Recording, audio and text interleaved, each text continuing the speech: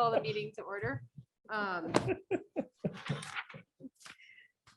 All right, so we have a planning board member on Zoom. Hi, Carl. I must Hello. ask, is it not reasonably practical for you to participate in person this evening? It is not. Thank you. And if Carl, if we're not getting, if you need to speak and you're not getting our attention, well, I'll do our best. I'll try and remember, and planning board members, please help remind me to make sure we include Carl in the conversation this evening. I'll do a roll call. Back up, I am here. Phil? Here. Mike Ahern is going to be late. John? Here. Carl? Present. Mark is going to be late as well.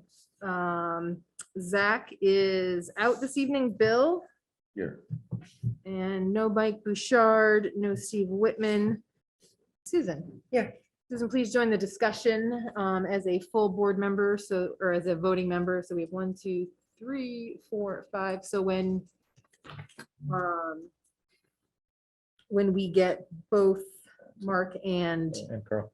Oh, and Carl. Oh, so the first person that shows up of our full members, if they're late, then we can invite them to be a voting member. Does that work for folks? Yeah. Okay. Next up is a review of the novel that we received in the email. With diagrams. You want to do minutes first? That is the novel. Oh, yeah. It's a thick one. Sorry, I thought you were talking about, Novel. I thought you were talking about the novel that's the ADU application. Yeah. I will The move, first novel. that we approve the minutes. I had a couple actually notes, sorry, That's fine. Swift's meeting folks.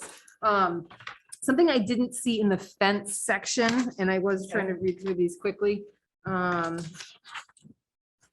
Fence section, that was early on.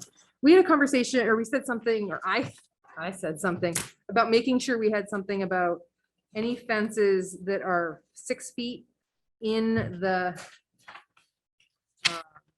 front yard. So we wanted to make sure that it was clear that they are, I think, allowable or allowed in.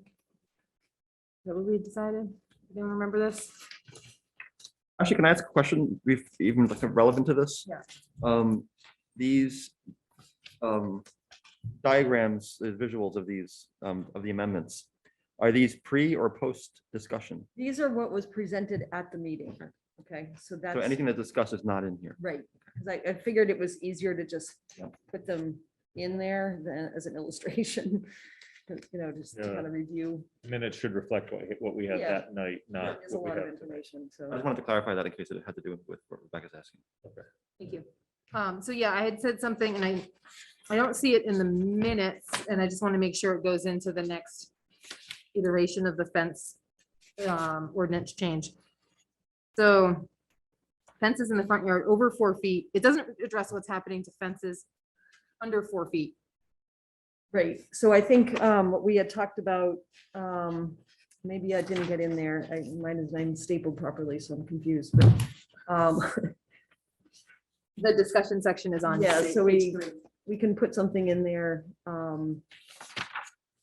guess in the last paragraph on that section, saying that you considered further edits to clarify setbacks and height or Yep. something like that. Would that do it? Mhm. And I think I have taken care of that when we get to that tonight, so. And then excellent use of different ways to say how someone said something. Repetitive. Well, there was one where it said you, June, stated something instead of stated something, and I can't find it, but there is, it's a typo. I mean, we know what it means, so I'm not too worried about it, but I did find it amusing. All right, other than that, that's all I got from you. I have a proposal, but it's kind of new business dealing with fences, but it does affect the minutes. Okay. I did make a motion to approve the minutes with the note or with the discussion item. Okay, Also, oh, yeah. Sorry. Any other edits? I did notice one thing with the minutes. The, apparently I made a motion to adjourn and I also seconded that motion. Oh, More resourceful. I did one of those. I'll take one of them. Oh, yeah. look at All right. Thank We you, can- Carol. I don't remember, it was late, right? Yeah, sometimes it ends up being like machine gun fire with the second on the. getting out of I will here. check my notes, or we can just say somebody seconded it. Yeah. I'm pretty sure someone, I think I had a hand in it somewhere. I don't care if it was prime motion or second, Yeah, I think I seconded your motion. maybe. all right. Oh, yeah, we have to vote. Is there anything special voting with somebody on Zoom or they just They participate? can participate given the statement that you read. I don't have to read the roll. No. He's part of the meeting, so. Okay, good. So we have quorum, right? What's that? We have quorum. Mhm. Okay. All right, all those in favor? All right. Aye. Aye. Aye. Any opposed? Any abstentions? Okay, minutes are approved. Under the first number. Okay, any communications received, June?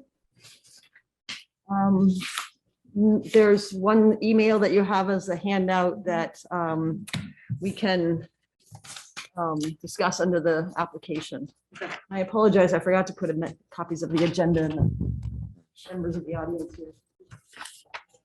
I think it'd be appropriate to welcome students here. You wanna do that? Welcome, students. We have a non-traditional students over there.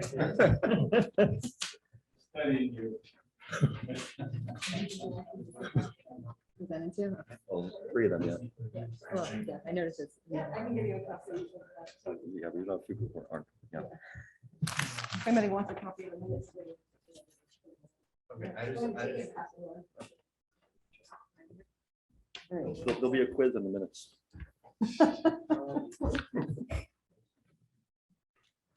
Sorry about that. All right. Do you have students on Zoom too? I might, yeah. Oh, look at the list, yeah. Oh, there's a list. Taking attendance. Okay, so no communications aside from the email that pertains to the application that we have, so we can move on to an application for a conditional use permit for an accessory dwelling unit on Highland Street, PID number 107-019-000. Gilbert and Cardella Sutcliffe. This request is to convert an existing garage into an accessory dwelling unit. All right, don't think we have, oh yeah, June, go ahead. Want me to explain why the lack of the applicant? So this proposal we can explain a little bit more in detail, but with apologies, Gilbert Sutcliffe is out of town. And so he did write this email that you have in front of you regarding this application and wanted to go forth with it tonight. If needed, I would suggest that the board could consider, if you really wanted to talk with him about it, there is the option of waiting, for 2 weeks for approval, but I think this is very straightforward. In addition, Scott Whedon, the building inspector, code enforcement officer, emergency management director, and I don't know what else we can make him, but is here on Zoom tonight. If you don't know Scott, hi Scott. He actually is decided to come tonight to help explain well, staff usually wouldn't present an application on behalf of an applicant. This situation is a little bit unique. So I would suggest turning it over to Scott for the explanation about what this is about. Great. Hi, Scott. Hi, good evening. Thank you, June. So this is a situation where a building permit was issued back in 2020. And the building permit was issued for renovations to a apartment. So at the time it was issued, Mr. Sutcliffe was under the impression that the ADU, if it was under 1,000 square feet, it was allowable without an accessory dwelling conditional use permit. And I think there was a little bit of misunderstanding between the building inspector at the time and Mr. Sutcliffe.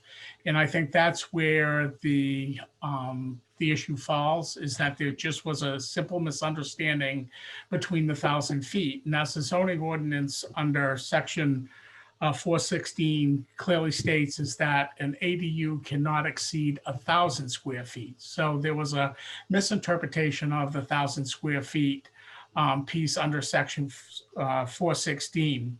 So what I can tell you is I did visit the site on November 2nd to issue a certificate of occupancy for an inspection for that. Upon the inspection, I discovered that Mr. Sutcliffe had not applied for an ADU conditional use permit. We had a conversation that day. I came back to the office. I spoke with June, and we felt, in all fairness to the applicant, that we should give him the opportunity to come in front of the planning board to ask for an accessory dwelling unit conditional use permit. Under section 416, the apartment does meet the purpose and intent as outlined in the zoning ordinance. It does meet the definition in section 1. It does meet the provisions as outlined in section 2. It does meet the criteria for issuing an ADU conditional use permit, sections A through M. And upon my final inspection of the apartment, it did meet all applicable building codes, and it did meet life safety codes. There was one item noted that additional handrail needed to be put up in a loft bedroom area, which Mr. Sutcliffe has done since that time. So I do, as June stated, feel it's a pretty straightforward case with regards to a misunderstanding of the 1,000 feet as designated in section 416. But with that said, I do believe it meets all the criteria. It has ample parking. The facility is in good shape, and he's done a wonderful job with his apartment that he and his wife are going to occupy.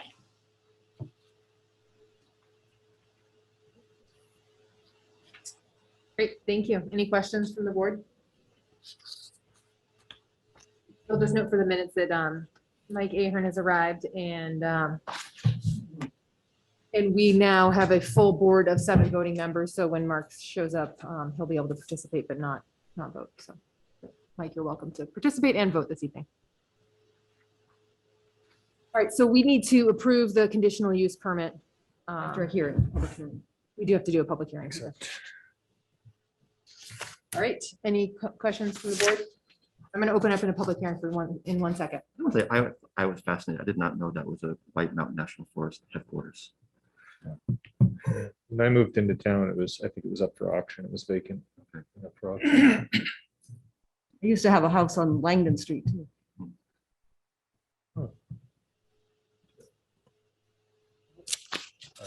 I will move, we accept. Oh, we got to open up for, we don't have to Do we accept accept it. it We first? don't have to accept it. Oh, right, yes. You do have We to- should probably accept it first. Yeah, the procedure on this is a little vague in the zoning ordinance, and we should probably think about that, but I would treat it like a regular application. So yes, accept it, and then, because it is an application before the board, so. Okay, In the bylaws, it actually does say applications for subdivisions and site plans, but I mean, there's no reason not to. yeah. Yeah, we should probably update that, even though we just did and missed that. But So within the few ADU we've done before, we maybe, but we will make sure we're doing this correctly now. All right, Phil, I will move that we accept the application as complete. I'll second that. any further discussion? All those in favor of accepting this application as complete, say aye. Aye. Aye. Abstain. Any opposed? All right, any other questions from the board? Okay, it's 6:45, glad to have the gavel back, opening up to the public hearing. Steve, you can come up to the podium. That's some very technical information for you. Just to see the sheath of paper. Actually, I just wanted to tell you that I very much welcome Burton and Cardi into the neighborhood. They're across the street from me. and they're wonderful people, and there's no reason this shouldn't happen. So I just want that to go on the record on their behalf, unsolicited by them. Thank you. Anybody else? Anyone on Zoom? A lot of folks don't have, are just listening and no camera. So, okay, any further discussion from the board? Carl, if you want to speak, I'm remembering to pay attention now. Looks like, oh, you're on mute.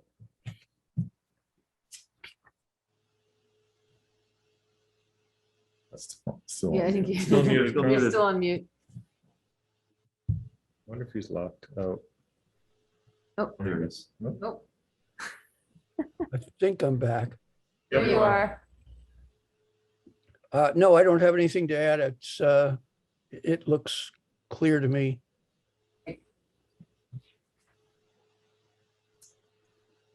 Would anyone like to make a motion to approve this application? Do we need to close the public hearing? Oh, yeah, let's close this public hearing. Closing the public hearing at 6:47. I move we approve this application. I second. It almost looked like you were throwing your voice across the room. All right, any further discussion? All right, all those in favor of approving this application, say aye. Aye. Aye. Any opposed? Any abstentions? Right? Right. Thank you, Scott, for your update and explanation on this. You're very welcome. Thank you. All right.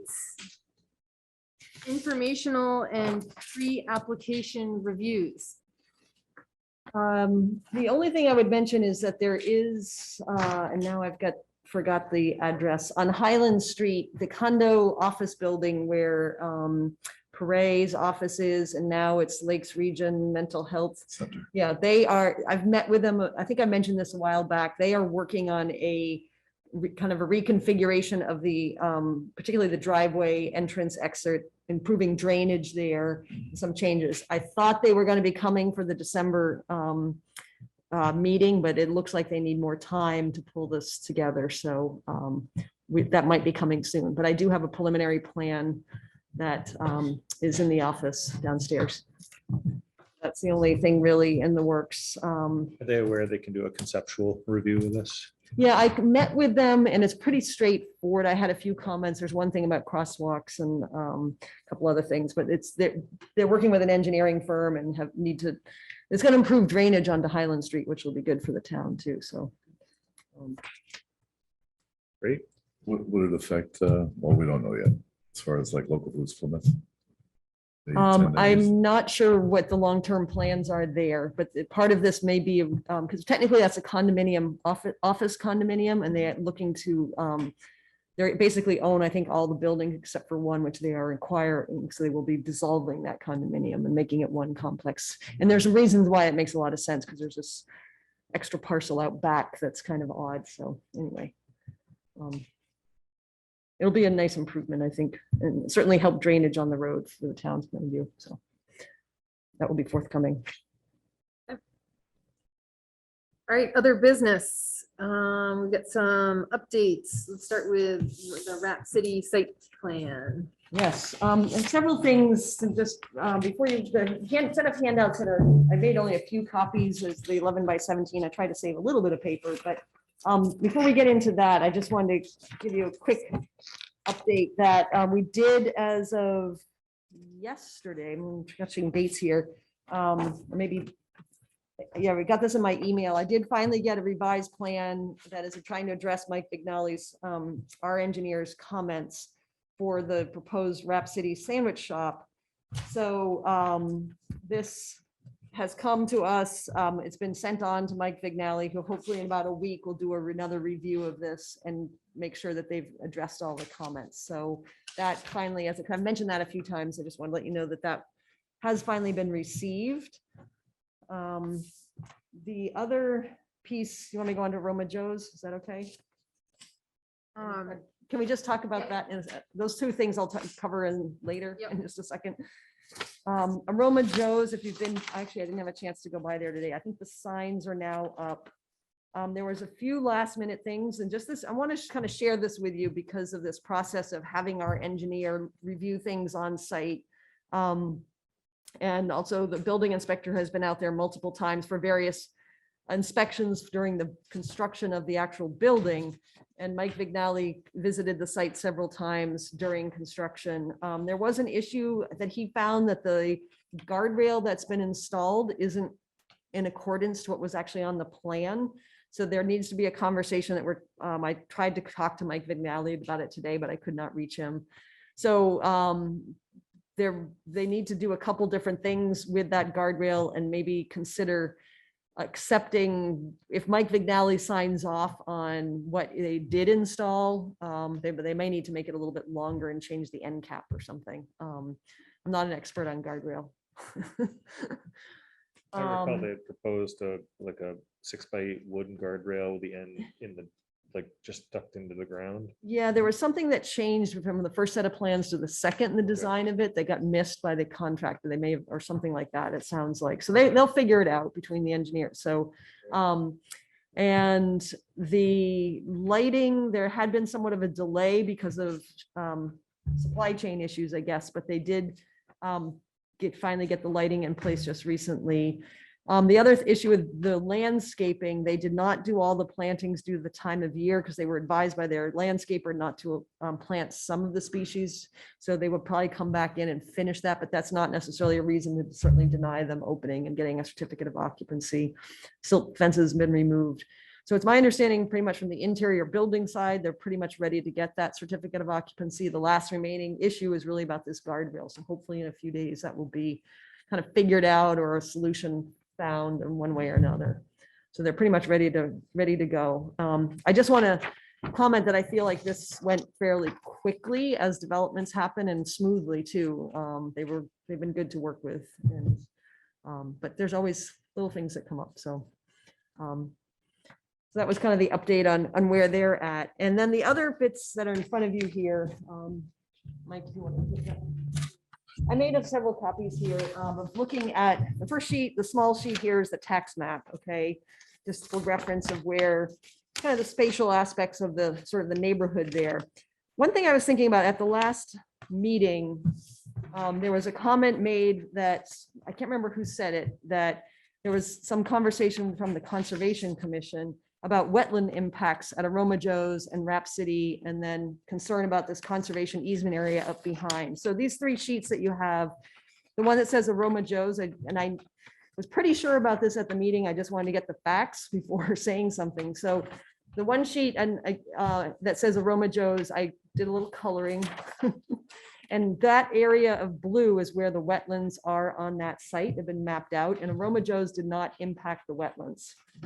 So if there's concern about that development impacting wetlands, and Mike Vignali and I looked at that when I was out there one day with him. And so he was keeping an eye. They stayed out of the wetland area. It's all been flagged and marked. Okay.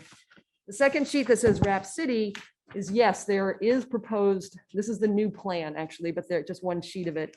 There is wetlands impacts there. That's the yellow area within the blue. It's 2,990 square feet. They tried to stay under 3,000 square feet to keep it as minimum wetlands impacts.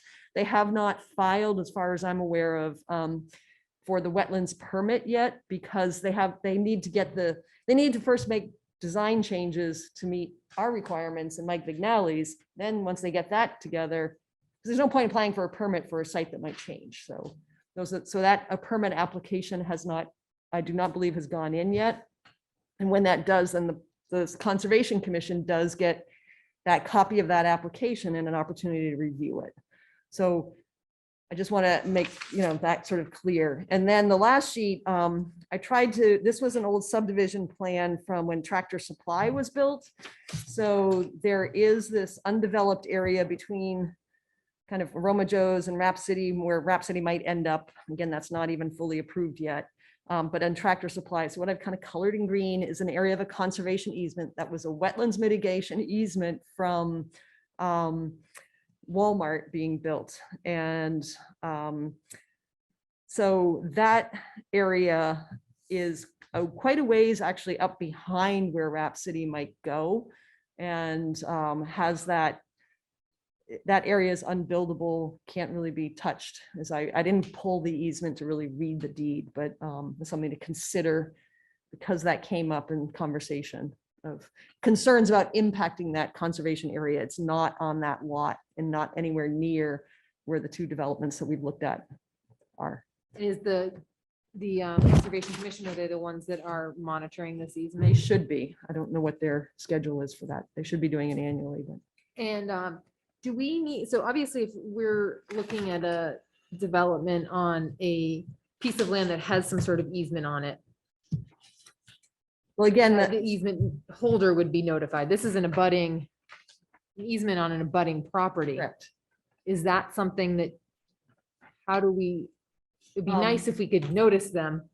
Yeah, it should be the easement holder on the property that is the applicant. I don't think we have to, by law, do the easement holder on a neighboring property. But I should double check that actually, because I don't think we did, but in Right. essence, the easement holder is the town too. so. Right.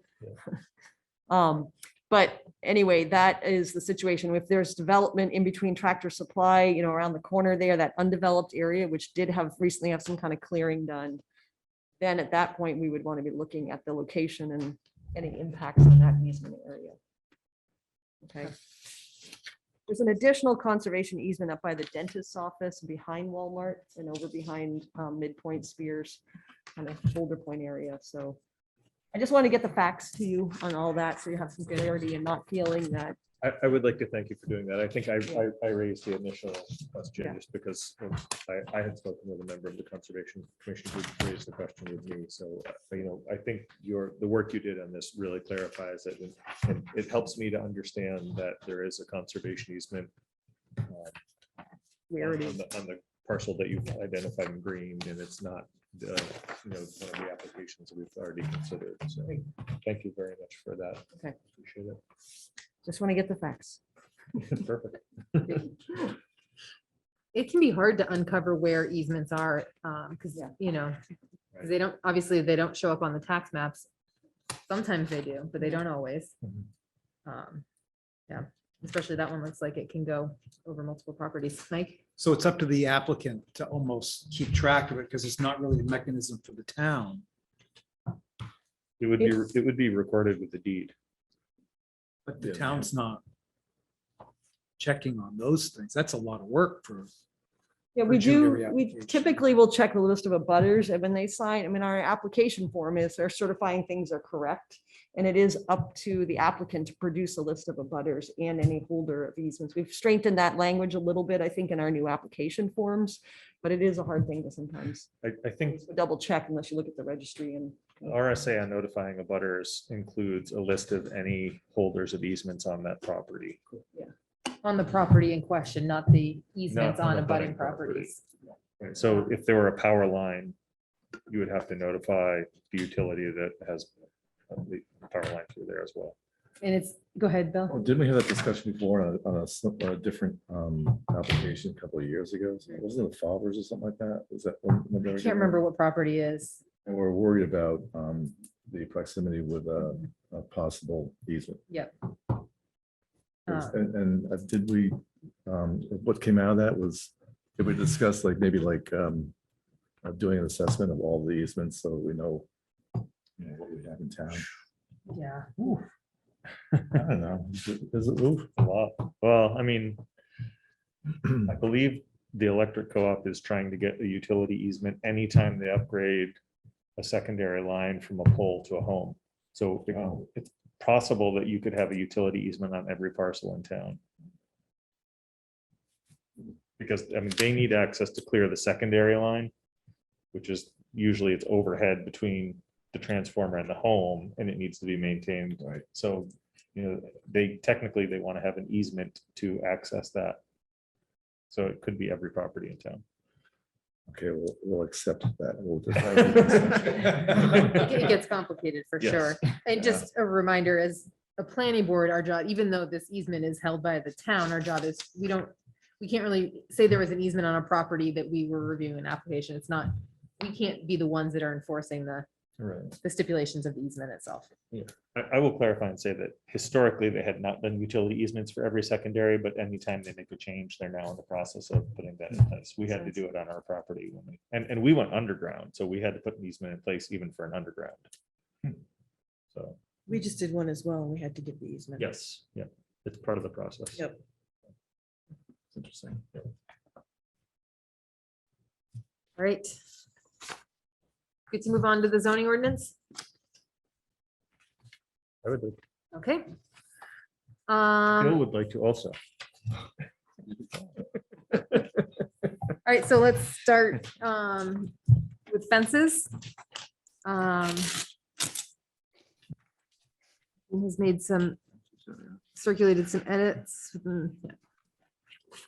So given that we have in bold fences, oh, we've taken fences over 4 feet, sorry, other structures, that's right, all right, sorry. My proposed change was. I gotta pay attention to proposed new. Oh, Mark, you're welcome to join us as part of the conversation, but we have enough voting members this evening, so. Yeah. And let the minutes show that Mark is here. Sorry. No, it's okay. No worries. All right, fences, I am good with this. I feel like this addresses that one remaining question I had with a fence, so this is really just making some clarity in the, I'm gonna make Carl go away and do a quick screen share Okay. here for those got a little smaller. viewing at home. I gotta try to get this sized a little better. Hold on. It's always never quite works the way I want it. Does F11 work to maximize it? Yeah. So many windows open, it's a little hard on my screen to figure out. This won't work perfectly on the other ones, but this will. And another person knows keyboard shortcuts. There aren't many of us left. Showing my age. All I know is Shift F7 gets me the thesaurus. Oh, I need that one. So do you want me to do a quick run through of a couple things here? Sure. Sure. So on the wall behind me, I did try to compile some comments from the last few planning board meetings, just to sort of hopefully, acknowledge comments that have in the large set of minutes and other meetings. So we don't try to make sure that people understand they've been heard, and we can kind of think about what to do as much as we can. I kind of forgot about the fences, so that's on the second sheet on the right there. That we did have a comment from the last meeting about dogs and 4-foot high fences. I guess I would respond to that. I'm going to give you my commentary with these things, if you don't mind. Yeah. That the purpose of this is really not, we have fences for many things, not just to keep dogs in. And you can always put a taller fence The backyard. behind that, in the backyard. So I think the intent is not focusing on just dogs. So I think that one is not one we have to really personally, I feel, but you can decide. I tried to address a few things. I think I did a little rewording and reordering of things here in the text. He also had the comment about 1-foot setbacks and common fences. And I just want to remind you that what's currently in the zoning ordinance, although there's several confusing aspects about fences, it does say that a common fence can be on the property line, and we did not change that. So I tried to just give additional wording to say that fences 4 feet high are permitted in the front, and fences less than 6 feet are permitted in the side and rear.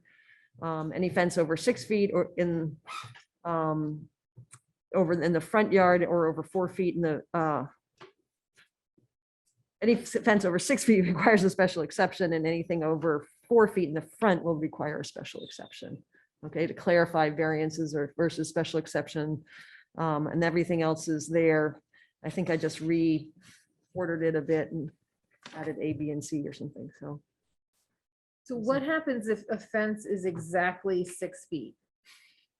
So maybe I need to say 6 feet or higher.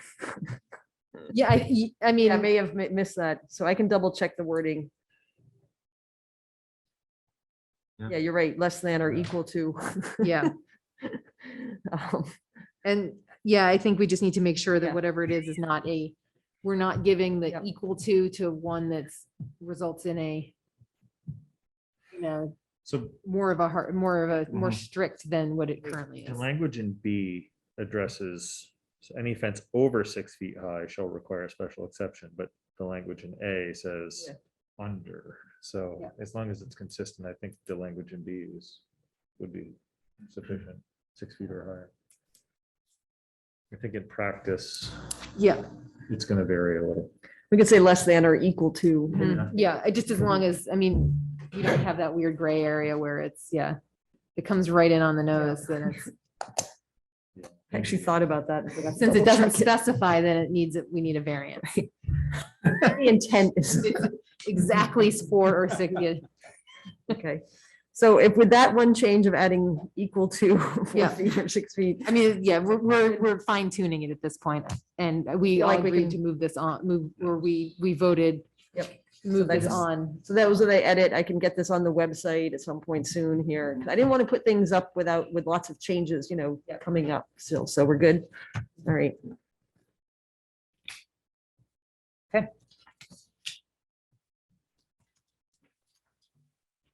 Number 2. Number 2, non-conformity.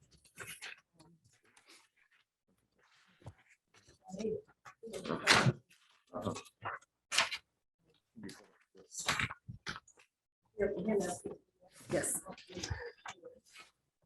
Yes, okay. it's hard to know which side to staple a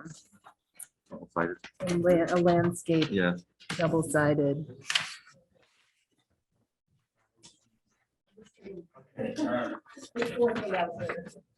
All right, I can switch my screen share. This one's several pages and it has just one minor edit on it from the last meeting, so I'm actually not gonna bother with the screen share. This is on nonconformity. Handout number 2. So the only change I made was in that first page towards the bottom. I decided, based on the conversation, Oh, we yeah. just changing it because the numbering had gotten mixed up a little bit. So just saying section 405 and not trying to designate point 1 or 2 or 3. Good. Yeah. We'll take your word for it. Okay. Yeah, and I don't think we really had any This comments. one is just it's a cleanup, Yes. no substantial changes.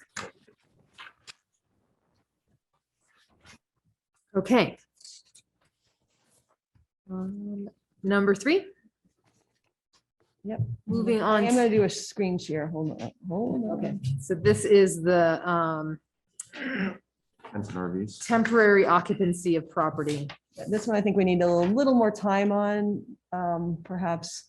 So, because I did give this to you for the first time at the last meeting, right? So this was a newer topic to address emerging issues. Even as of today, there were some new concerns about this idea of sort of occupying campers, recreational vehicle kind of thing in different spots and a couple new spots in town. So it's an emerging area of concern. I think Scott's still on, he's still on there, yeah. So he's been dealing with this, the police department's been dealing with this, health officer's been dealing with this. So our next, I think we need to have something to help address this growing problem. So Scott and I had looked at the current text of section 403, where we look at temporary uses that were really designed. I think it really was read originally for more like a construction trailer, not even necessarily to like live for a year in a camper while you build your home, but it kind of says you could do that. So we're not really trying to touch that. I did do some reordering and sort of separating out of having additional sections within here for clarity. So I just wanted to point that out. I decided that it was for clarity to put right up and, on the darker blue side, 403.1, basically stating you can't live in one. And these things are not dwellings, is the point. All right. So 403.2, I realized today, we should just, while we're at it, we might as well update the text from select board to building inspector. So I added that with the red. So that's just a one minor change from what is currently in there. And then I also added at the end that they really, even for temporary purposes, they need to have some kind of sanitary facilities, a porta potty or something, right? To give a little guidance on that. So basically that section is pretty much the same with those two minor changes. So 403.3 and 403.4 are the new parts. By separating them out, I tried to make it a little bit more clear. Basically, that the building inspector could issue a permit for any property owner or tenant to accommodate themselves or a non-paying guests to reside on a property for no more than two recreational vehicles or tents, as defined by the state statute, not by ours, for a period not exceeding 120 days in any one calendar year, provided there's proper sanitary facilities, and added this in, the requirements of the flood hazard areas are met and life safety codes, all right? And then the last part, 403.4, that you can store a recreational vehicle provided that you meet the special flood hazard area requirements. And that is a different section in the ordinance that requires that it has to be roadworthy, registered, ready, inspected, and ready to go in case of a flood in a flood hazard area. You want to be able to say, hey, it's flooding or flood's coming, get these things out of there, because they can become a hazard when they float down the river, and plus it's a expensive thing to lose in most cases. So that section 709 is already in our ordinance, so I'm just kind of referring to that. We want to make sure if somebody's, you can basically store for the winter your camper, recreational vehicle, whatever. But we shouldn't have it hooked up to utilities, because if you're storing it, you don't really need it hooked up, and it doesn't become a storage shed. In the other words, too, you can't fill it up with all your worldly belongings for any length, I mean, again, enforcement of something like this, is discretionary to a certain degree. The purpose of having this kind of text is when they're to be able to address real big problems. Are we going to start looking at everybody's camper to make sure it's not filled with storing a few boxes of things? No, but we all know that there's sometimes they can sit there for a long time and kind of contribute to being an unregistered vehicle and need, some attention and become something else over time. So this would give us some text to be able to deal with that. It's not saying anything, we're not saying anything about, well, in the wording we have here about, say, storage trailers that are essentially, aside from ones that, so I'm talking about ones that are not part of a construction zone. Yeah. Storage containers are different than these recreational vehicles, is what we're Yeah. saying. So we haven't, we talked about that a while ago, but we decided, in terms of taking on a new thing, we haven't had the time, or if you want me to in the next couple weeks. I mean, Well, I imagine they are becoming a problem. it's gonna be a fine line, like a storage container versus a shed. mhm. Like, where do you draw that line? Or There is a line, but it's. for yeah. that matter, an enclosed trailer with wheels, which is equivalent of a storage, it's a Yeah. storage container on wheels, but some people have those for wherever, construction, they might have tools in them, they might have it off the road for a year or two if they, so, that is also, and there's a hybrid system, there's a hybrid between enclosed trailers and RVs. They're, RV or they're trailers that have like a small living space in the front and it's basically a garage in the back for like an ATV or a Mhm. car. And, so there's a spectrum of utility trailer to RV trailer that we should be considering all of those options, I guess, when we consider this. I did look up junkyard. We have a pretty good definition. Junkyard? Yeah. That's probably defined in RSA, isn't it? No, it's actually right here in our zoning Oh, is it ordinance as ours? well. Yeah. Yeah, but it is, junkyards are pretty well defined. State. There's also a statutes about Yes. junkyards, but we also deal with it from is it a permitted use or not? So then we have our own definition, which is two or more unregistered vehicle, two more than two That's- unregistered vehicles, and any also accumulation of various parts, metal, junk. From my observation, I believe Scott has been enforcing that around town. I noticed one of my neighbors that had numerous cars has cleaned up significantly, so. Good. Thank you, Scott.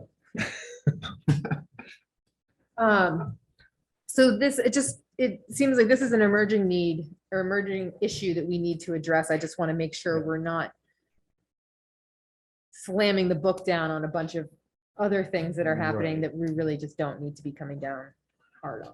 So that is, any comments from the board on this? The only thing I'm wondering about is, do we need to address storage of trailers being registered or not? Does that affect? I had looked a little bit into the storage containers, and I think if I recall, it may have in some cases addressed like tractor trailer kind of trailers. Is that what you're talking about? Yep. So I can pull that back out and send it to you. I think that's a little bit more complex in terms of where can you put them within setbacks and Yeah, or, sometimes. do you So have to make, like, is it required that you maintain current registration? If it's a road going trailer, does it need to have a current registration, current sticker on the license plate? again, there's a difference between having that and one that isn't when they pull that and then you're using it truly as a, basically be trying to, if it doesn't have a plate on it, or if it's just a storage container that's not on wheels, kind of developing a way of either calling them a accessory building, bringing them into that definition of accessory building, and then they would have to meet setbacks. Yeah. Or do we call them something else, storage containers, and then treat them, you can have them for a year, or you can have them in the setbacks, you have to get a permit for them or not, or whatever, but there's a lot of them, they're popping up everywhere. Right. So we could go and look at that, but that's another kind of thing to take on. It's getting a little late for that. I think what we have in your proposed number 3 is. Yeah. I think the key thing is the section 1 here. Yes. What other folks think? Right? My initial reaction is that the problem is recent and there's a reason for it. And I think that the problem will kind of dissipate on its own. That's my feeling. I don't think we need to do this, but I can see that there are there's a way to take advantage of not having something on paper. So Any thoughts, Carl? No, I have my opinions, but nothing that needs to be shared at the moment. Mark? that's first. I would just say, I think this is that if someone does have a structure for an extended period of time that neighbors are complaining about, this gives enforcement the opportunity to enforce this rule. Having that on the books, I don't think, we're going to be driving around town and knocking on doors right away, but I think it gives us the opportunity to enforce something like this if it became an issue. So, I would say it doesn't seem overly restrictive. And if it is a problem, as you say, it might dissipate, it might not, and it might come back. And if we recognize that it is a problem, we might as well put something on here that's not overly restrictive, that does address it, and as Mark says, give it some kind of teeth if we do need to take care of it. And I'm considering, I was thinking about, the tent application and where having a prohibition against using tents might fall in. And like, I've known people who've lived happily in yurts year round. And what I'm thinking is that this wouldn't stop that as long as you were to go through the permit process. I mean, if you're going to put up a yurt, you'd probably have a platform that would be considered a structure. It would have to meet code for, designing as a floor load at least. And then, if you wanted to put up a yurt on that, I would think that would be part of that. You could probably do that through the building permit process. You can't register your Well, I mean, you can move them, but generally, once you set them up, people leave them in a place for some period of time. And I think our existing code could accommodate that. Or existing zoning ordinance could accommodate that as a structure. And we're still able to have yurts as non-dwelling units as well. According to this, I think, if you had it for some other reason. Or with any other kind of. Right. tent So I type. think in terms of getting at, the uncontrolled use of RVs as housing, long-term housing, I think this is probably a good solution. As good as any. Anything to add, Bill? I was just thinking PSU at one point, yeah, PSU. Tenny Mountain, what's gonna be like putting yurts out there? Yeah. And that would be not impacted by this? For For the ski- recreational Like purposes? for the ski area, Yeah. that would be on the site plan. I mean, it's still structured. They'd have to do it on the site plan, even if it was a temporary change. They wouldn't be dwelling in there. In terms of Ski living. areas put up yurts, Yeah. like they work. I know, yeah, no, they were, because it's make it more difficult for them to do something that.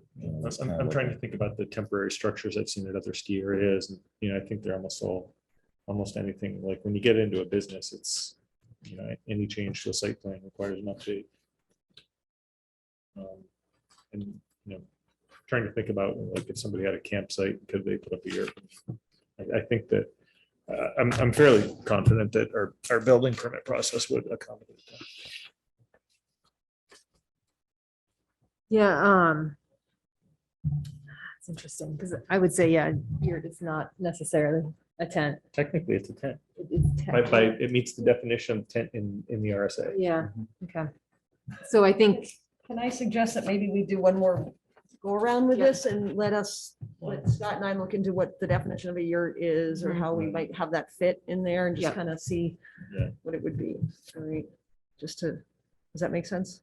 yeah, and just make sure we're not limiting, a restaurant of some sort that sets up an event tent for seasonal, things like that. So, Yeah. There are villages around that have yurts and they have these Yeah. places and they're year round. Mhm. They rent them out in the winters. Yep. They have the toilet, they have the sanitary facilities in there that they burn the Yep. compostable ones. So I think, yeah, we certainly don't want to limit that. But I think we can permit them as structures. I mean, I think our intent is to not do that, but we should just make sure that the language in 403.1 is not, the word tent is not limiting those types of Yeah. activities. The definition cited RSA 216I1 defines tent as a portable canvas or synthetic fiber structure used as temporary dwelling for vacation or recreation purposes. Used as temporary dwelling. Mm. What if you use it as permanent dwelling? Is it still a Right. tent?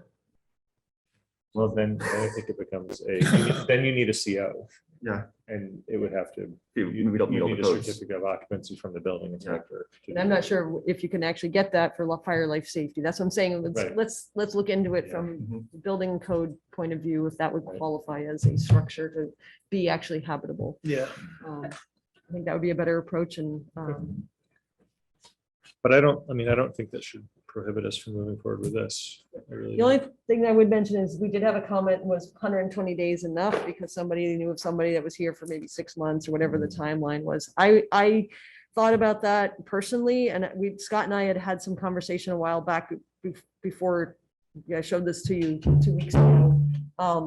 And we came up with that number. We debated quite a bit about number of days. And again, we're not, if somebody pulls in with a camper and sets up camp for, we are not going around counting every day, Right. counting, oh, you're on day 119, time to go.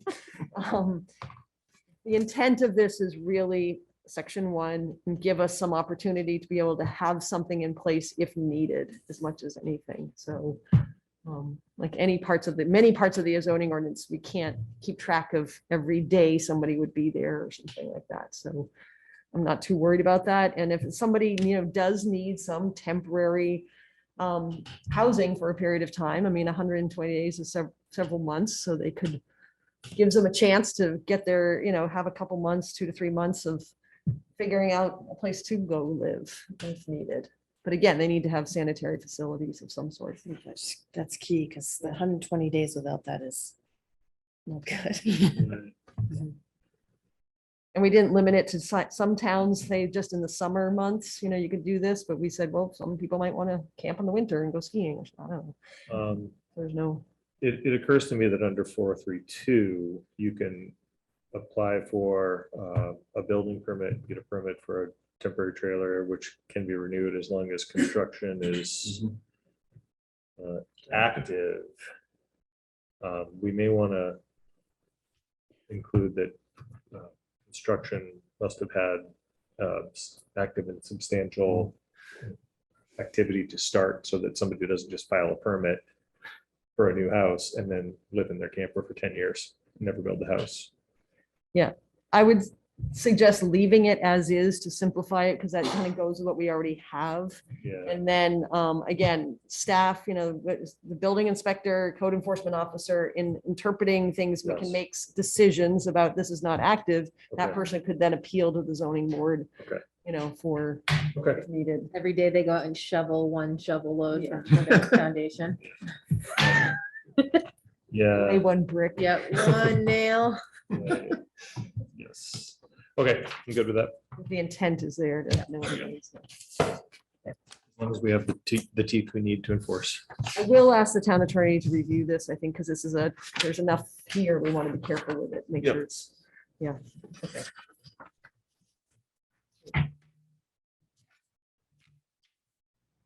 Okay, so moving on to multiple unit dwelling. A couple things from the last meeting. Bill, you wanted to discuss, it said eternal impacts, external impacts. Number 5, or Roman numeral 5 in the special exception language or criteria. And then we are also going to discuss, first of all, how we can maybe separate the vote on these two so that we don't lose special exception criteria if we can't up the units. And we're also going to discuss the number of units that we might want to up this to. So.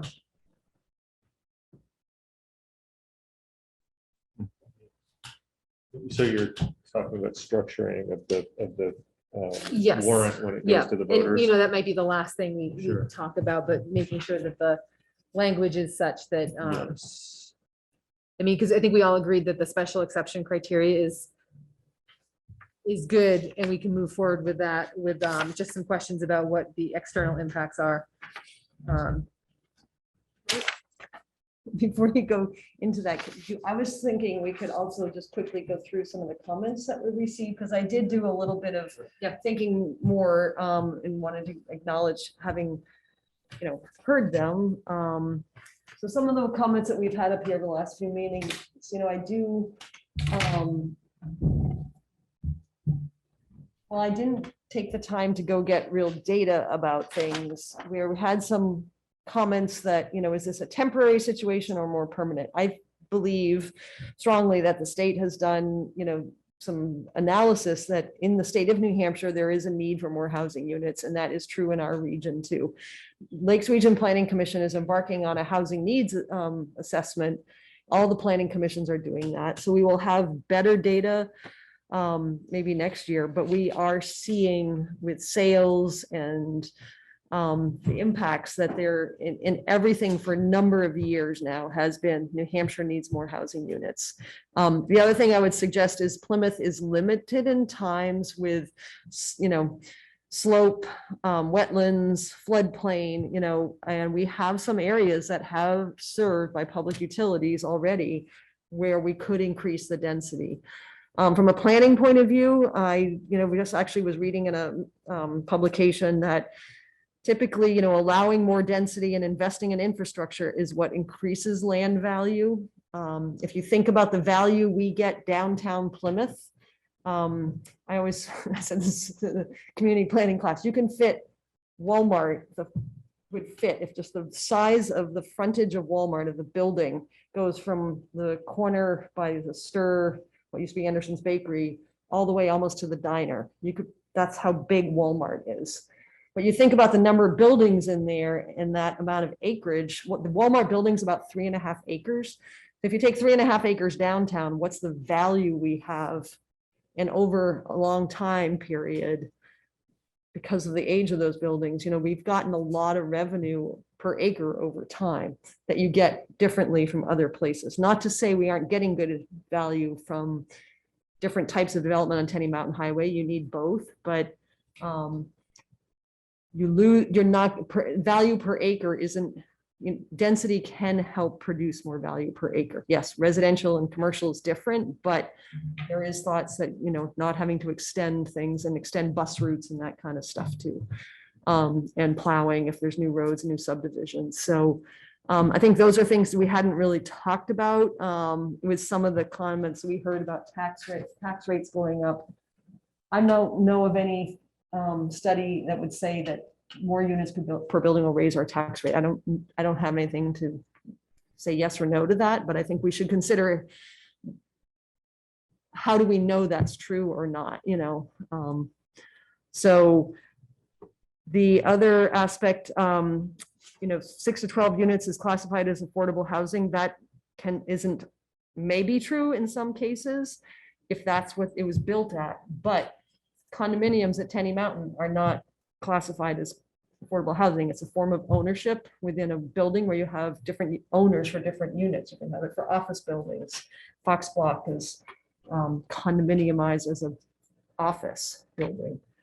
So it's a condominium, but that doesn't make condos at Tenny Mountain, if they were to have multiple units per building, that doesn't make them affordable housing and lower tax value in any way, shape, or form. So Have you, so just saying that many units per building doesn't necessarily mean affordable housing. I did ask the police chief and the fire chief. I did not do it in writing. I had a chance to see them and have a fairly quick conversation, especially with the fire chief. Both of them indicated verbally that, in terms of the number of calls they might get in a building with more units, they've said it really depends. You don't know. You can't say that definitely will equal more calls. It really depends. And they said no matter what structure, it could be a single family home out in the, hinterlands, they could get a lot of calls. It really just depends on who's there. And so there's no definitive statement that they were willing to say as I interpreted it. Then I did talk to Susan Slack a little bit about the idea of a recreational zone at Tenny Mountain where we might allow this type of thing for, as I understood the comment to be, for Plymouth residents only. Basically the idea of it was a second home. And I looked at our definition of a dwelling unit and multi-unit buildings. It basically, you either have a dwelling unit or you don't. And if we're building dwelling units, you can't say, oh, this is just for non-residents, because and also it would be about impossible to enforce. Like, how do we know who's really there? And already we have people living in what might be considered that recreational zone. So then you'd create this huge amount of nonconformity. And how do we track, oh, that one was, had somebody in it as a resident, the one next door, the condo next door was used as a second home. So if we brought this in, one might be conforming, one might not be conforming. And how do you keep track of which one? It'd be a really difficult thing for us to be able to accurately enforce. And we've already have a lot of situations like that with off-campus rentals too, for students in terms of occupancy, about impossible to enforce. So I don't recommend doing that on a personal level because of those aspects. I just don't think it's first of all, I don't think it's legal. And second of all, I did not ask our town attorney, but I think that would be the next step before we really consider that. Just like we cannot say on any house or apartment building, or resident unit on Russell Street, we can't say those are just for students or their students aren't allowed. We had a call recently if somebody was concerned about a house being sold next to them, it was going to get rented to students, and what can we do to stop it? I'm like, students are people, you know. You can buy it. Yeah. Exactly. You know, that is something that we, That's you your- know, that's your recourse. periodically, people, we have to remind people are people and. Speaking of properties that might get the police called on them more, or have more police visits than others. So, So what else was there? You know, I think, you know, we don't know exactly what changes. I mean, there are changes every year with housing policies at Plymouth State. There are having more people on campus, but it certainly seems like, you know, there's students that live off campus too, and there's new buildings that are going to student rentals too. So I think I almost done with that. I just want to say thank you very much. And I think it's really important to address these concerns, especially as we go into the spring and actually try to get this passed, that people feel heard and have their concerns addressed. Thank you.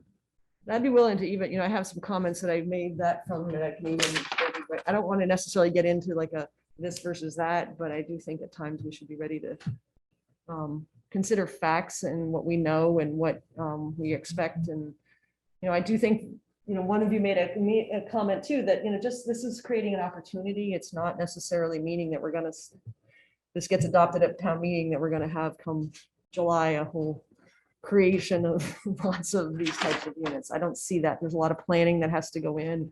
And that's where I think having these criteria are really important.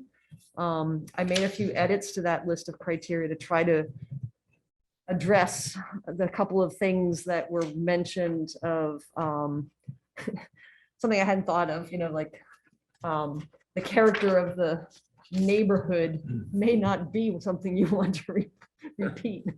Right. So try to sort of saying, considering that character and being compatible with the general character or general residential design, you know, again, how do you interpret that? But I think again, you could have some good common sort of statements. I mean, if next door is a junkyard, you don't want them to repeat that character. I think that's what David Kent was trying to get at. So Can I ask a question? Yeah. I think I understand and agree with this. I just want to see what the reason behind it was. So you added this, I guess, the minimum 50-foot setbacks in the ag zone, that text is already in the zoning ordinance. or it is already? Yes. And that would just apply to the ag zone and not anywhere else then? I didn't want to touch it. I just felt, you know, if we wanted to put that in again, the other normal setbacks would apply elsewhere. I think it makes sense, but And within this, they can always, I did not repeat the sort of standard conditions for special exceptions, but the zoning board can always require a condition saying you have to have bigger setbacks. Mhm. My only concern about repeating something that's already in the zoning ordinance is that if we change that somewhere else and it doesn't get changed here, then we have inconsistency. And from my perspective, I think it's cleaner to have it in one place rather than repeating it here as a part of the special exceptions. But That's where it is. well, I thought it was in the zoning ordinance Well, normally it's- separately. the setback in non-multiple unit dwellings is smaller. Okay, It's 30 in the front and 15. so side it's and rear. already defined in the this zoning is, ordinance. we somewhere basically else. took all the other criteria and slapped it ahead of the. Sorry, maybe I'm out of place here. Yeah, so section 12.1204.3 currently is about standards guiding the granting of special exceptions for specific uses. Part A has two parts to it. And part A is multiple units dwellings in agricultural zone. And it has those Okay. two things. So Got it. I just put that, left Okay. that at the very bottom and that everything, so I changed that. from- Oh, okay. So I'm sorry. Yeah, so this is to expand on the list that's already there. Yeah, and Okay. again, once I put this in that sort of table of current text versus new Yeah. text, again, rather than getting into that at this point, I wanted to make sure we kind of had, we were agreed that this is what the criteria were, and then I can put it in that sort of table format and The put it on only, the website or the something. only other thing I see, if I can address one other thing, that in A1, the last sentence is on-site sewage disposal is not permitted for buildings greater than 6 units.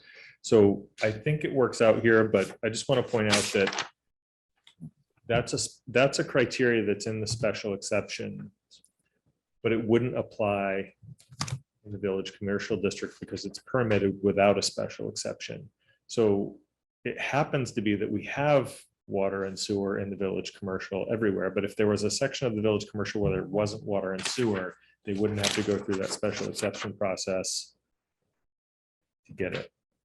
So it's just a funny thing, like if we ever change where they're allowed, do you see what I'm getting at? So I think it's okay because the village commercial has water and sewer.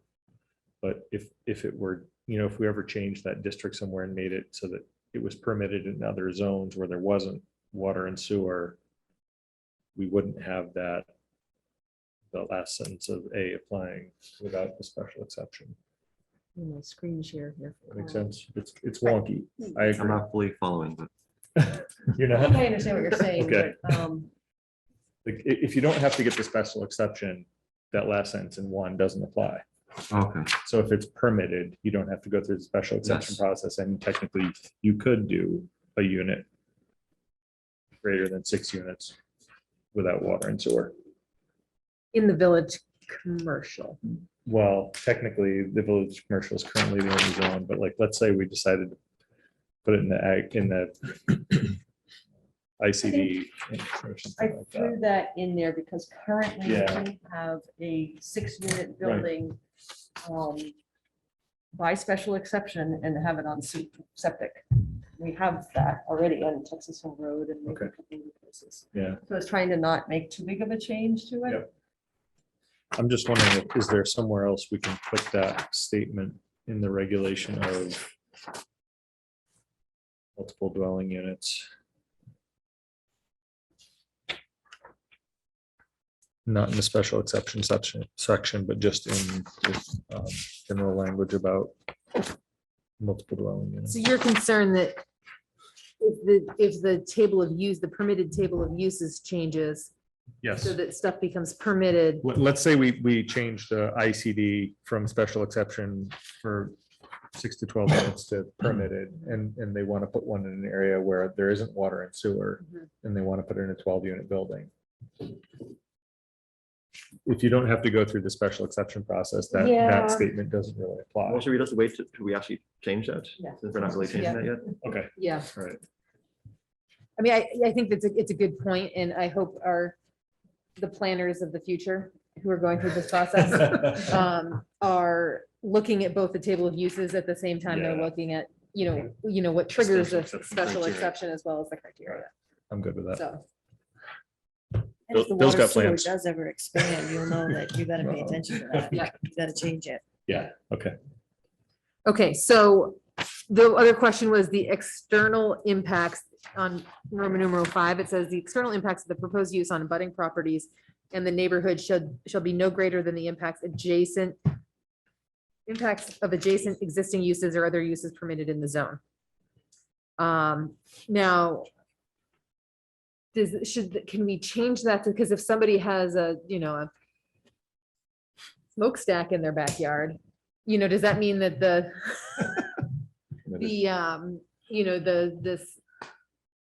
they're allowed to have a smokestack with their 12-unit apartment building because that's what's happening in the neighborhood? We have ordinances that already deal with noise. Right,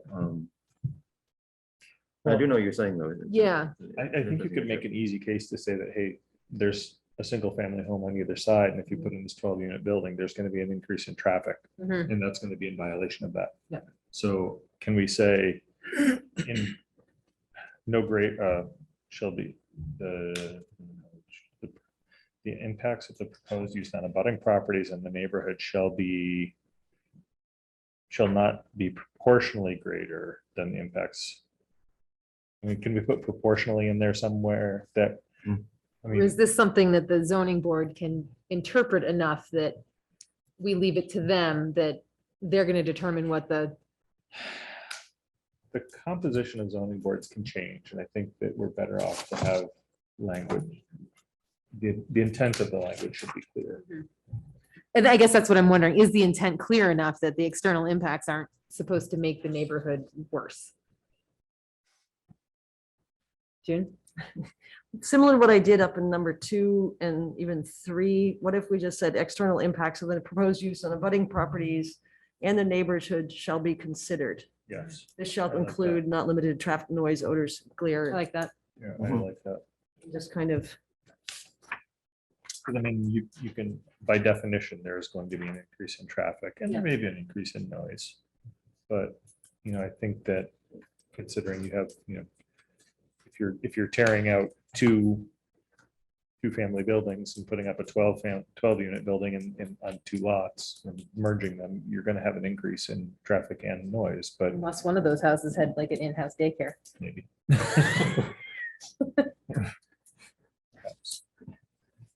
In mind. Yeah. All And I would right. say, and there would still be a traffic study and all that, and single-family residential is excluded anyway. Which would be probably the highest impacted in terms of reception. Okay. All right, so it sounds like we've got the special criteria, the special exception criteria dialed in. Now let's talk about unit size and think if there's what we want for unit size and I'd like to go in and be like, I'm so confident that this is gonna work that we don't have to split the unit size from the special exception language. I did ask Susan to give some guidance on how to do that. She did not get back to me, and I think that's a matter of writing the warrant article more than worrying about it. So I would suggest we think about how to do that after she gets back to me. We still have time, Okay. as long as I have direction of what that number is. It's just a matter of I think we have a warrant article that says this is one change, and then we can adopt the criteria as another warrant article. Mike? So as I read 5, external impacts. So if someone was in a development, not in single family, but a development where there was water or sewer or whatever, and everybody's got their single family homes, really nice homes, and there's a lot with 20 acres at the end of the cul-de-sac or whatever, where they might have put more single family homes. This could help that neighborhood band together and say, we don't want a 12 unit at the end of the cul-de-sac in our neighborhood. Is that what the purpose of 5 is? 5 is to make sure that the presence of a multi-unit dwelling space is not going to negatively impact. So what's negatively impact? I mean, if they've got 20 acres and everybody's got their beautiful homes in that neighborhood, it sounds like it might work, that it would be negative. Depends on, it just seems like a good out for any beautiful neighborhoods. I'm not totally following what you mean. I mean, a way to say no, to use the wording in. The ZBA that would be their, Yeah. they would have to interpret that in a way that says this isn't gonna work because the increase in traffic is gonna be detrimental to the neighborhood. And I'm sure the road is built to town specs for the neighborhood. Well, it would have to be if it was an approved subdivision. Unless it was a historic subdivision with an unbuilt lot. But if there's 12 more lots that would have fit at the end of the cul-de-sac if they were continued the road, this still might be a way. That's just my thought. I had one other comment, or a couple other comments. Number one, all the people that were here 2 weeks ago, outside of the planning board members, were in opposition of increasing to 12. I wonder what their feeling would be. And I don't know how many people spoke. There were 8 or 6, I don't know. I wonder what their feeling might have been had we been discussing 8, from 6 to 8, or something less than 12, because we didn't really talk about that. And the other comment that I had was, June, you mentioned you didn't feel that there would be, if this passed, that there would be a huge rush to see more than, or 12 unit buildings. Have you gotten any calls and recent months about anything out by Tenny Mountain or about affordable housing or anything like that? Since you brought it up. Yeah, mentioned it before. There is somebody that owns a parcel on Tenny Mountain, which would have water and sewer, that has had has literally rolled out on a piece of paper, option A, B, C, and D, or I don't know, maybe up to F, what it was. And one of them was condominiums. One of them that was maybe, retail in some, commercial in some part of the property, and housing in the back was basically kind of the idea. That housing format could have been a combination of an apartment building and or condominiums, or just condominiums. To be honest, I don't really remember exactly, but we had a discussion about the 6 units per building is limiting from an economic point of view as a developer. There was no mention that that would be any kind of affordable housing or subsidized housing. Okay. They've definitely, one of the options was condominiums. And again, those are kind of just, in a condo, you own the unit, and the collective, maybe the roof and the windows and the structure is owned by the association, but it's not typically if you own it, you don't rent, you can later rent it, but it's not subsidized. apartments. Yeah, and not every apartment building is subsidized. Not all the units are subsidized, so there are some very nice apartments. There's another developer in an existing building that is is interested, and has mentioned it several times about wanting to increase capacity and their space available, and they're limited by this. And they're not talking about student rentals or subsidized. Okay. I just wanted to say quickly, I obviously can't speak for those people who were here 2 weeks ago. But I think, from my own perspective, a better way of addressing those concerns is not the ultimate number of units, but things like Roman numeral 2 and 3, which have to do with the character, and the one you were citing as well, 5, having to do with the external impacts. Those seem to really kind of very straightforwardly address changing the character of the town or the neighborhood, regardless of number of units. And where this leaves the flexibility for developers in places where they would want that higher volume to do that. And places where it would adversely impact the character, it would be harder to do. And I think it makes sense.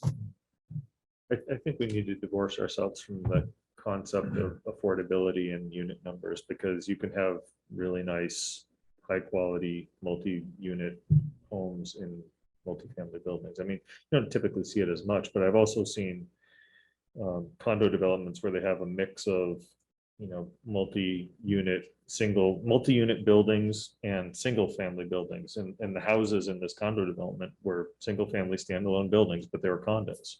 You buy it as a condo, but it's a standalone home. So, I think affordability, and I think I understand, there's a concern about financial impacts to the community, but there is workforce, workforce development is different than subsidized, but then there's what we're talking about isn't really addressing the financial impact of that. We're talking about number of units in any zone for any income level. Yeah, I saw Susan had her hand up. Does the public still have a chance? Do we have hearings, or do we have stuff so the public still has a chance to come in and? That is the chance for the public to comment is really during it's great to have people's interaction. But to have public comment at every step of the way is actually making our meetings really long.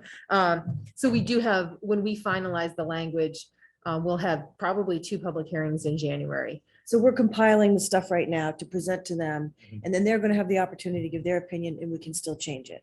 Yes. Okay, so Yes. that's, Can I also add, and one of the reasons why it's been hard to kind of, suggest put things on the website, it's changed every meeting. So once we kind of get this, we've got the other 3 pretty much done, we can get those out there. And then when people comment, they're commenting on a draft, They have something, they can say, we want this to say green instead of red, or we want this to say 8 instead of 12, or that kind of thing. There's more specific areas for them to to comment on. When you give them that chance to do that, so. So to address, Hang on a second. Mike. So I think part of the reason why the public is a little concerned, and myself included, is the timing. Number one, there is we can't find the basis for this in the master plan. We can't find the basis in any survey questions, which is pretty much the Bible for the planning board to go forward. It appears that the thrust of going from 6 units, 1 to 6 units, to more than 6 started right after we had the speaker who zoomed in. I believe he zoomed in. And yeah, there were 2 or 3 of them. And 90% of what that gentleman spoke about, maybe 95% of what he spoke about, was getting in workforce housing into Plymouth. Get workforce housing into Plymouth was every other word was workforce. Okay, hold on. I'm gonna disagree with that. I feel like that every other word was not workforce housing. So I'm trying to get this meeting to be done in the next 5 minutes. So can you make your comment? I'll make it very quick. And then within a meeting or 2, we're increasing from 6 or more. And it was mentioned, this will make it easier for workforce housing to come to Plymouth. is it possible those individuals were invited here because we were already thinking about those issues? I mean, that's how I understood the process. I guess though, to support Mike's point a little bit.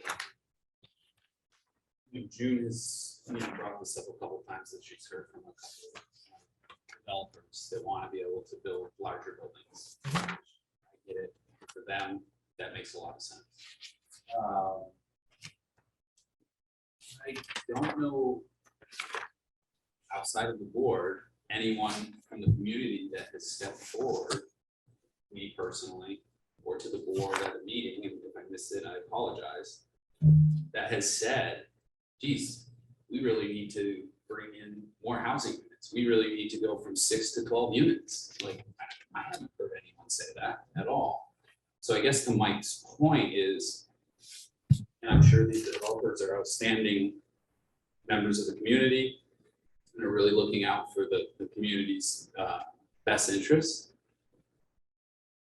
But is that's what's driving this? If it's those 2 or 3 phone calls, maybe there is an opportunity to say, hold on, maybe we should explore this. I think the judge made a couple good points a couple weeks ago about, should we look at increasing lot size if we're going to have 12 units on a building lot? Should we require more green space for 12-unit buildings than we do for 6-unit buildings? I'm just wondering if we're not looking at all the different angles. And the only other thing I'll say is anecdotally, I spoke to people that I work with that I know live in Plymouth. I think you're going to find this no matter where you are. No one's going to like a 12-unit building going in next door, or very few people are going to enjoy that. That's what I've heard from the people I've spoke with. So I just wonder, and I guess this is maybe a question for you, June. Obviously, there's a shortage of housing in New Hampshire. I think we need to figure out a way to help with that. But is our charter more to look out for those that are already living here in the town, or those that are potentially looking to move to the town? Those are just some comments that I think I'd like to make about this to see if there are things that we're not thinking about before we move forward. I think those are some good points. Thank you. All right, just a couple things in our zoning ordinance, in the implementation section, in the housing section. Number 11 is enable creative site design to minimize development costs while providing a mix of housing types and conserving high priority resources. Not saying that what we're working on is hitting that right on the head, but that is kind of what we're talking about. There are, another recommendation to consider providing density bonuses when housing will be permanently affordable. But also things about maintaining the single family neighborhood feel and the single family zone. Let's see. So just trying to find, what our guiding document is, the master plan. Are we effectively getting there with what we're trying to do, and knowing that it's very tiny steps to get to some of these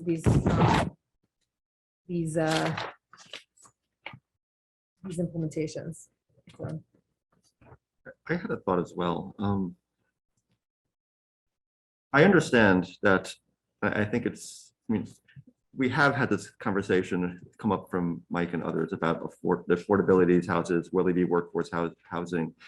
And I trust that from all I understand, a lot of them will not be. But if some of them are, I mean, I'm looking at this alongside this. We have people living in like trailers and tents. Maybe some workforce housing is not a bad idea. we're not necessarily talking about just I can- people trying to move to Plymouth, but maybe some people who are already here. I can guarantee that half the people in this room are living in what would qualify as workforce housing. It's about affordability. So I live in workforce housing.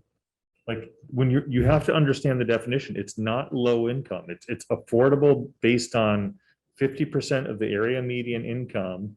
Like, it's a pretty high income level. It's when they rolled it out, it's intended for teachers, municipal employees.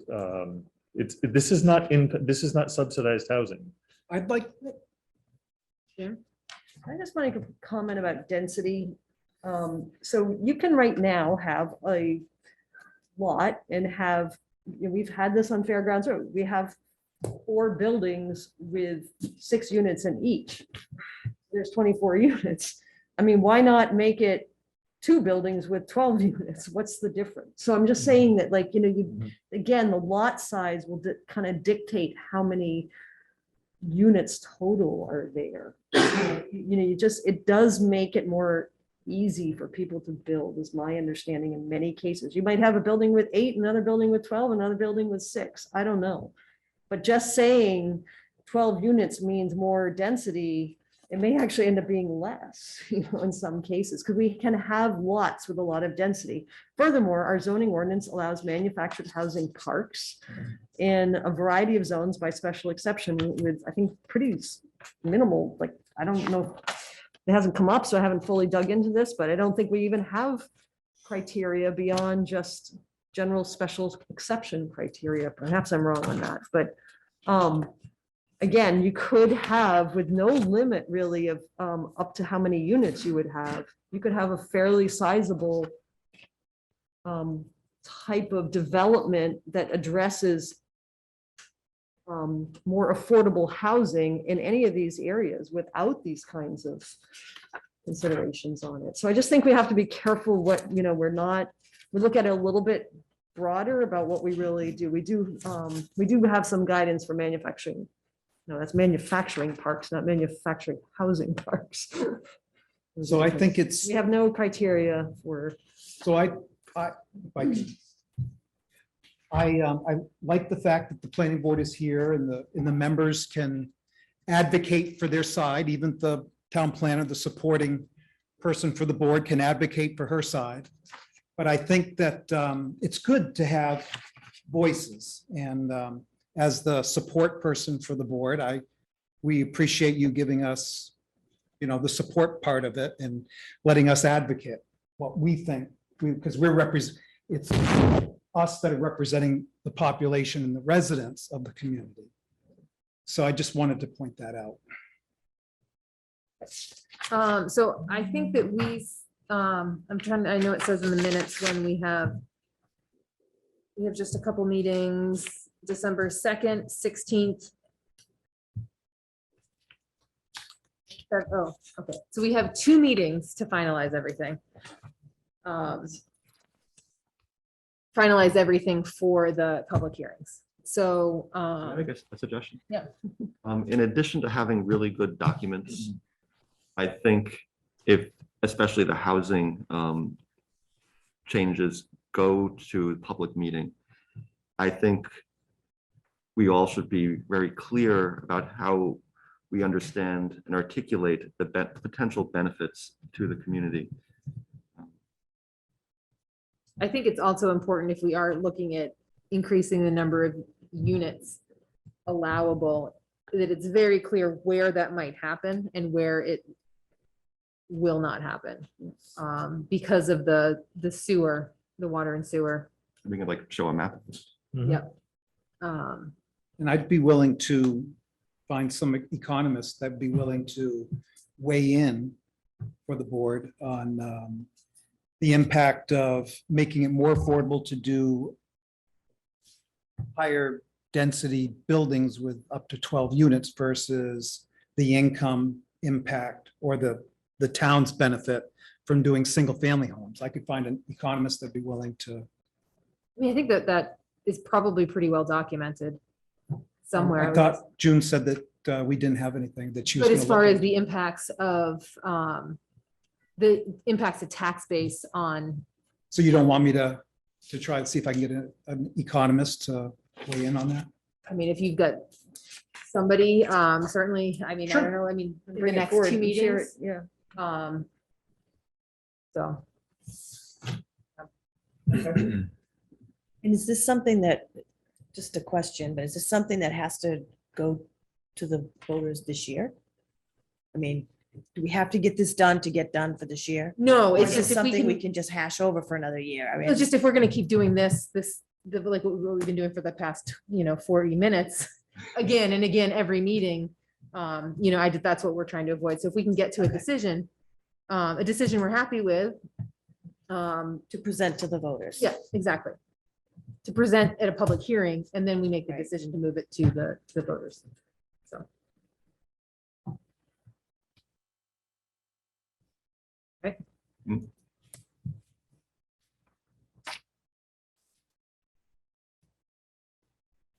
How did I keep working on this and kind of then think more about the presentation of taking this draft and putting it into similar other things in all cases, kind of beefing it up a little bit. Spend a little more time on that and maybe a little bit regardless- more about the why too. Yeah. And I'll get my part to you too. If you've got some data on that, that would be great. And I can go to New Hampshire Housing and look up some stuff too.